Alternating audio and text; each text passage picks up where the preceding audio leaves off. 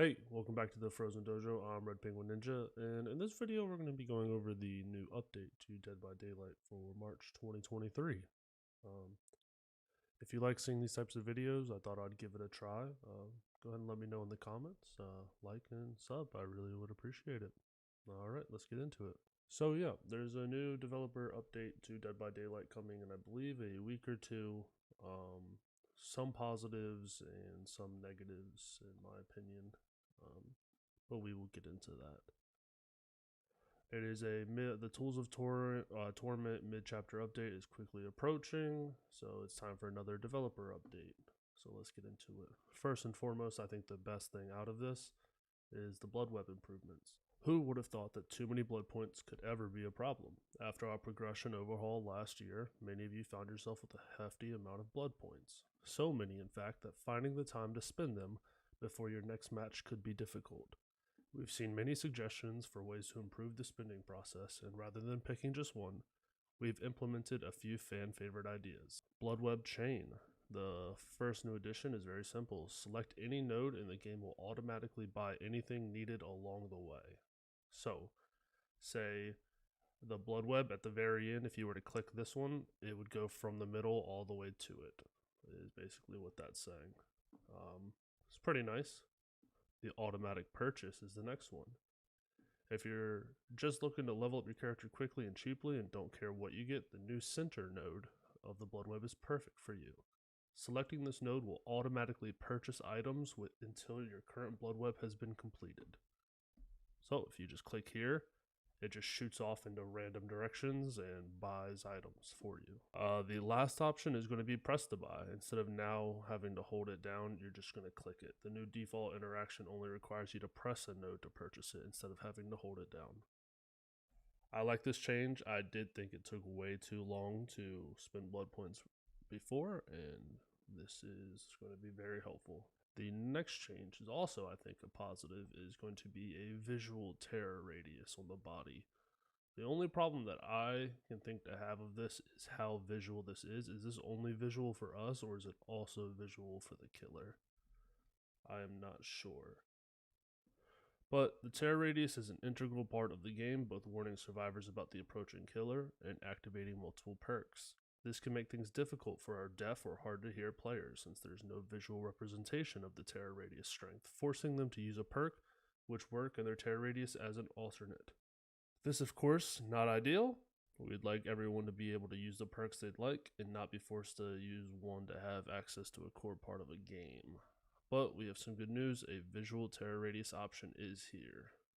When enabled in the accessibility options, a heart will appear in your survivor's chest whenever the killer's terror radius can be heard. Lullabies will also appear as a haze in their chest. This heart will become more vibrant and beat more intensely the closer the killer comes.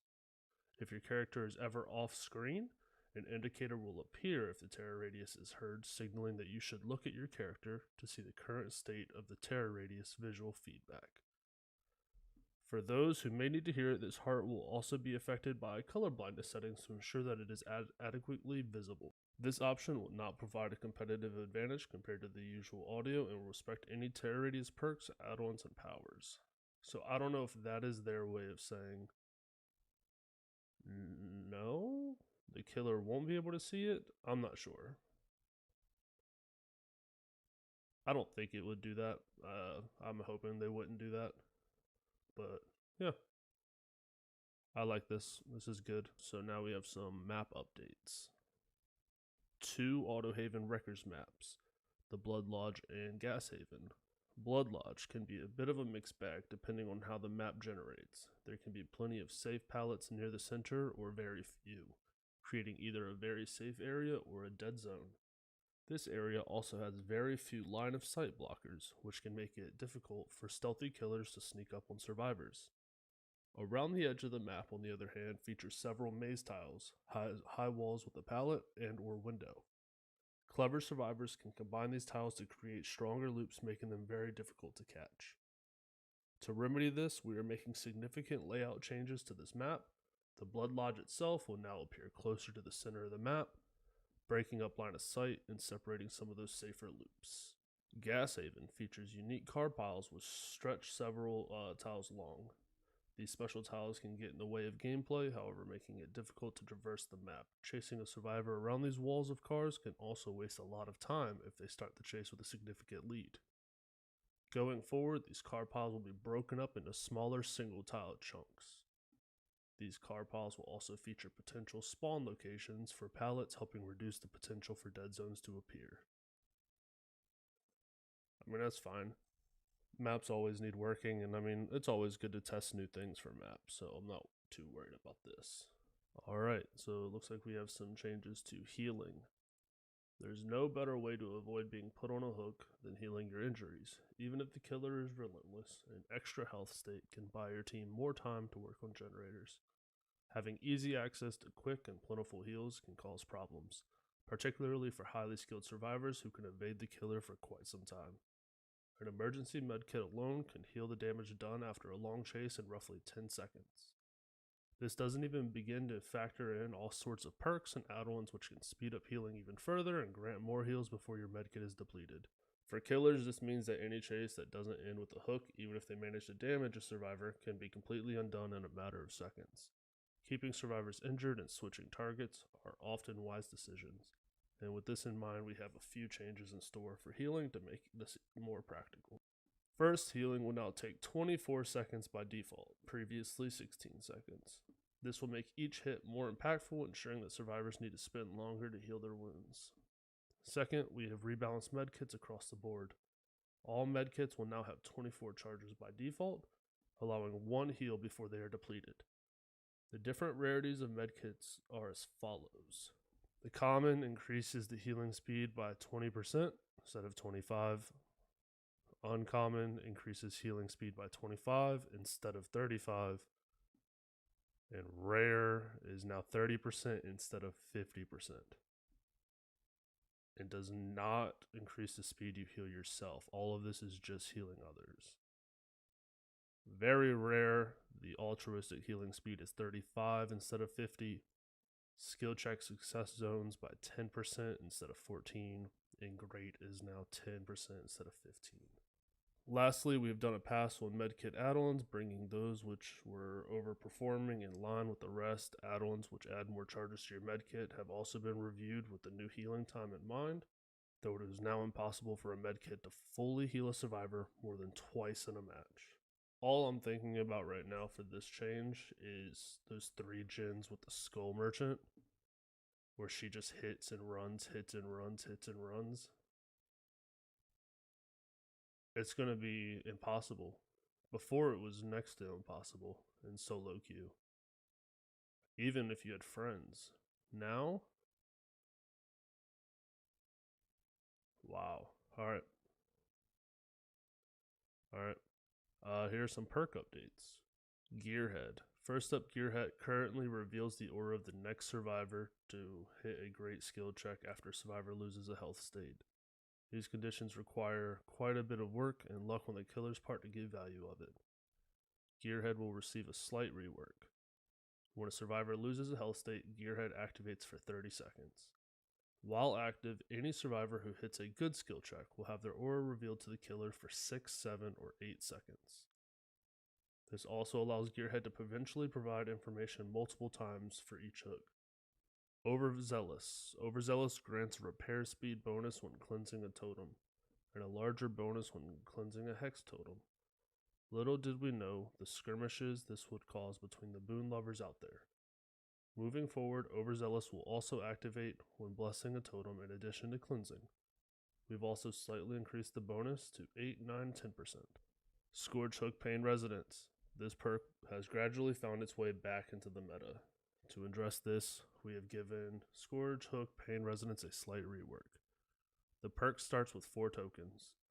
The first time each survivor is hooked on a Scourge Hook, the generator with the most progress will explode and lose progress. We've also reduced the difference between different tiers of the perk now, 11, 13, and 15%.